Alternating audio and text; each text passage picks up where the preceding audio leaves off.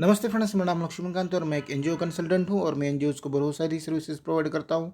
जैसे कि 12 registration, ATG registration, FCI registration, income tax return और एक्टिविटी रिपोर्ट और अदर टेक्निकल गाइडेंस भी मैं संस्था को देता हूँ।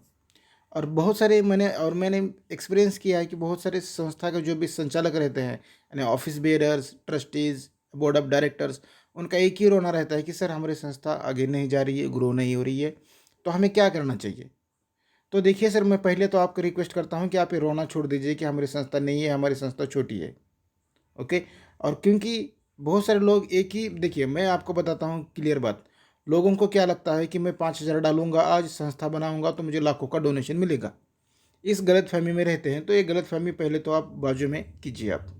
अब रहा सवाल हमारा संस्था को आगे बढ़ाने का, तो संस्था को आगे बढ़ाने के लिए कुछ सर्टिफिकेट्स हमारे पास होने चाहिए जिससे संस्था को आगे बढ़ने में मदद हो जाती है। जैसे कि संस्था का पैन कार्ड, संस्था के पास 12A का रजिस्ट्रेशन होना चाहिए, संस्था के पास एटीजी का रजिस्ट्रेशन होना चाहिए, एनजीओ में जो नीति आयोग में रजिस्ट्रेशन होना चाहिए। और जब भी गवर्नमेंट के कोई भी प्रोजेक्ट निकलता है, ग्रांट निकलती है, कोई स्कीम निकलता है, तो उसको हमें विथ इन टाइम हमें अप्लाई करना चाहिए, ताकि हम कोई भी ग्रांट हमारे जो भी लोकल एरिया में जो भी जब भी कोई निकलता है गवर्नमेंट की स्कीम, तो हम उसके लिए एलिजिबल होने के लिए हमारे पास कुछ कार्य एक्सपीरियंस होना चाहिए, काम करने चाहिए। उसके लिए जो भी टेक्निकल स्टाफ चाहिए वो स्टाफ हमारे पास होने चाहिए, इक्विपमेंट होने चाहिए, तभी हमको ग्रांट्स मिलेगा गवर्नमेंट के पास से। अगर आप यही रोते बैठेंगे कि सर हमारी संस्था ग्रो नहीं हो रही है, पैसा नहीं है, तो फिर नहीं जाएगी सर।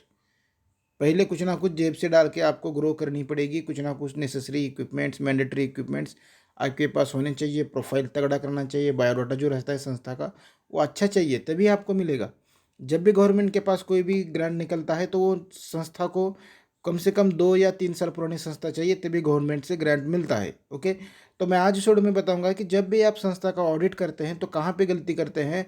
और ये ऑडिट भी, यहाँ पे भी मैं आपको बताता हूँ कि बहुत सारी संस्था क्या करती है कि देखती है कि कोई 200-400 में कोई ऑडिट करता है क्या, तो उसको ही दे देती है।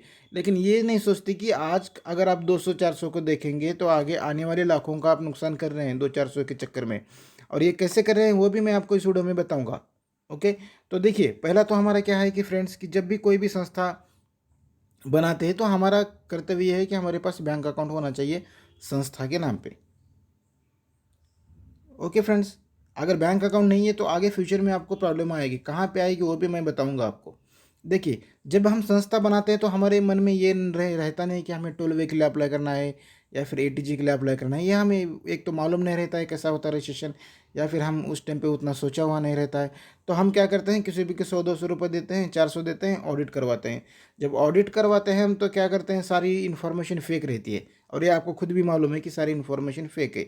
डोनेशन भी आप फेक दिखाते हैं, नहीं मिला तो भी दिखाते हैं कि 40,000 मिल गया, 50,000 मिल गया, 1 लाख मिल गया।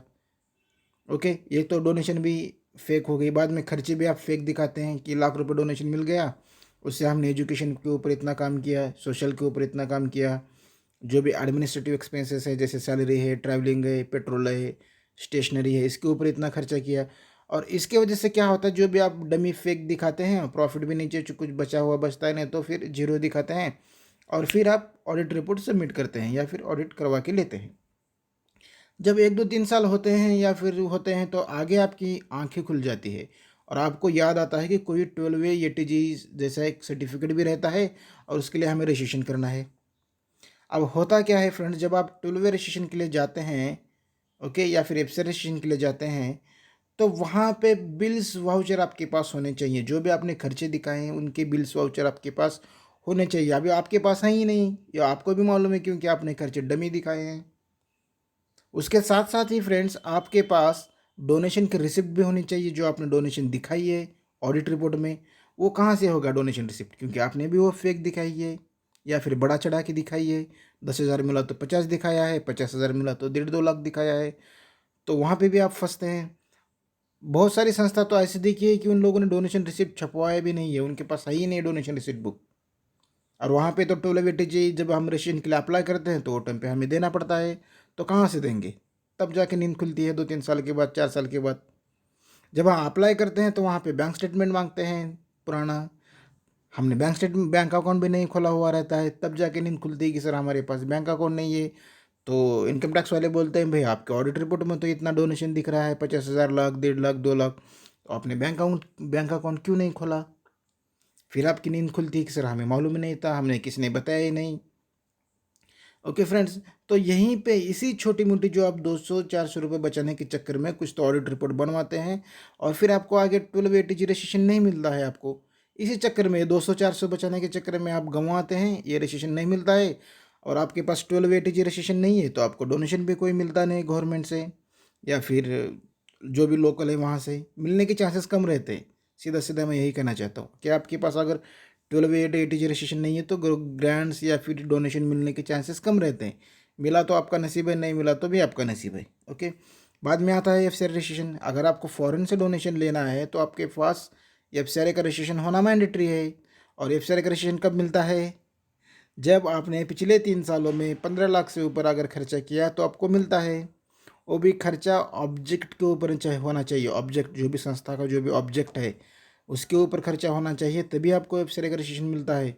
लेकिन वो कहाँ से करेंगे आप 15 लाख? वो तो दिखाया ही नहीं रहता है। वो तो ऐसे ही 200-400 में आपने बनवाया रहता है ऑडिट रिपोर्ट देखे, तो उतना वो नियम कानून कौन देखता है? वो तो कहीं भी डाल देते हैं खर्चा, एडमिनिस्ट्रेटिव में डाल देते हैं, ट्रैवलिंग में, पेट्रोलिंग में, स्टेशनरी में, सैलरी में, और वो सोशल ऑब्जेक्ट में काउंट नहीं होता, इसलिए आपको एफसीआई का रजिस्ट्रेशन नहीं मिलता।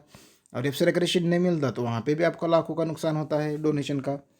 तो मैं आखिरकार जो पॉइंट है बताने का वही बताना चाहता हूँ कि आप 200-400 के चक्कर में आने वाले लाखों का नुकसान कर रहे हैं। इसकी वजह से ही संस्था आगे नहीं बढ़ती। अगर आप रोते रहेंगे कि हमारे पास डोनेशन नहीं है, संस्था छोटी है, तो आगे नहीं बढ़ेगी सर। सब लोगों को एक ही गलत फहमी है, फिर से मैं आपको वही बता रहा हूँ कि लोगों को लगता है कि मैं 5,000 रुपये डालूंगा, संस्था बनाऊंगा तो मुझे लाखों का डोनेशन मिलेगा। अगर आप भी यही सोच रहे हैं तो आप गलत सोच रहे हैं। अभी आंखें खुलिए और जाग जाइए।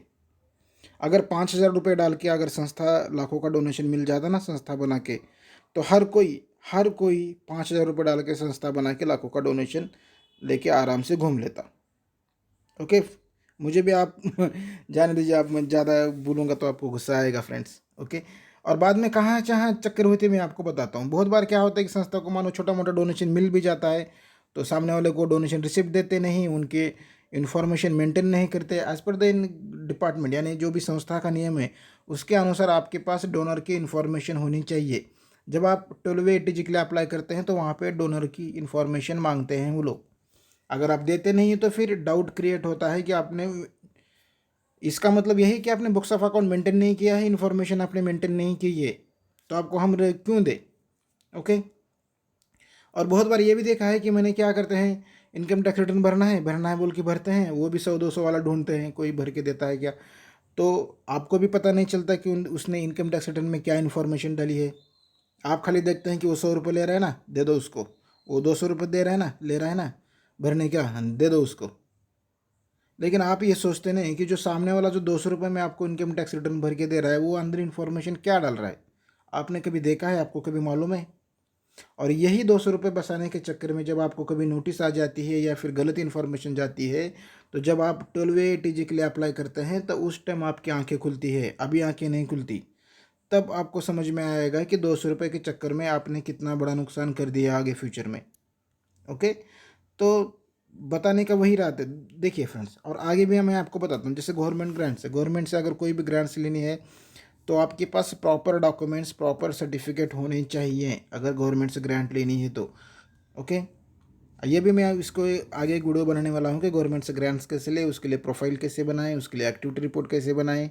ओके, उसके लिए ऑडिट रिपोर्ट में क्या क्या देखता है डिपार्टमेंट, इन सारी चीज़ों के ऊपर आगे आगे आने वाली वीडियो में हम बातें करेंगे। तो मुझे लगता है कि मैंने इस वीडियो में आपको बताया है कि 12वे रजिस्ट्रेशन और एटीजी रजिस्ट्रेशन संस्था को क्यों नहीं मिलता, कि कहाँ पे गलती करते हैं हम। अगर आप भी ये गलती कर रहे हैं तो अभी आंखें खुलिए। अगर संस्था को आगे बढ़ाना है तो, नहीं बढ़ाना है तो फिर सो जाइए। ओके फ्रेंड्स, आज के लिए इतना ही। Tata, bye bye.